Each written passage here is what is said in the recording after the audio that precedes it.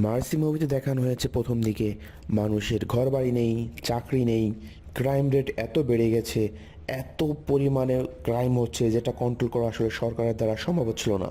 তখন তারা একটা সিস্টেম বানায়, যে সিস্টেমটা হলো এআই এবং এআই কোড। এই এআই কোডের মাধ্যমে আসলে তখন নির্ধারণ করা হয় কে শত্রু, কে ভালো। তো এই এআই দ্বারা যখন এটা কন্ট্রোল করা হয়, তখন এই শহরে ক্রিস প্যারটের চিন্তাযুক্ত মুখ, সামনে একটি লাল ডিজিটাল ঘড়িতে সময় কমছে।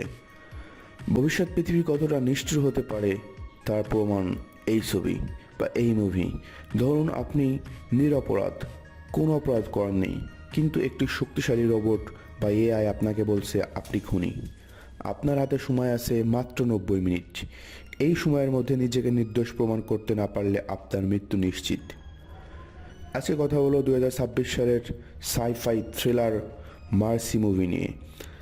আমাদের ঠিক এমনই এক মার্সি মুভি আমাদের ঠিক এমনই এক দম বন্ধ করা গল্পের সামনে আমাদের দাঁড় করিয়ে দেয়, যেখানে ন্যায় বিচার মানুষের হাতে নেই, আছে কোডিং আর অ্যালগোরিদমের হাতে।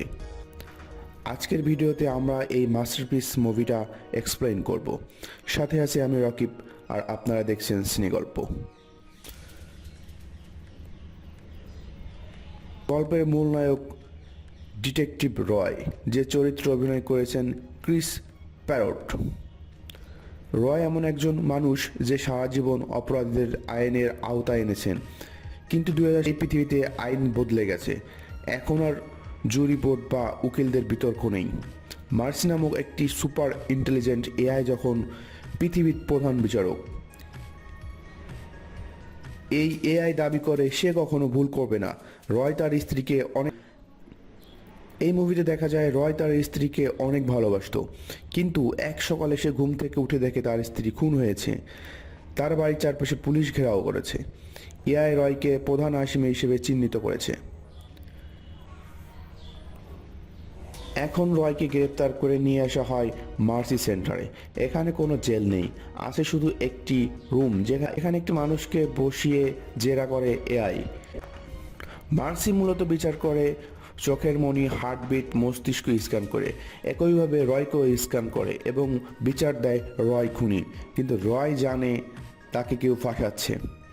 এখানে প্রবেশ ঘটে রেবেকা ফার্গুসনের। সে এআই সিস্টেমের একজন ডেটা অ্যানালাইসিস্ট। সে লক্ষ্য করে রয়ের কেস ফাইলটি বেশ কিছু জটিলতা বা গরমিল রয়েছে। রয়কে যখন মৃত্যুদণ্ড দেওয়ার জন্য চেম্বারে নিয়ে যাওয়া হচ্ছিল, তখন রয় এবং রেবেকা মিলে এক দুঃসাহসিক পালানোর পরিকল্পনা করে।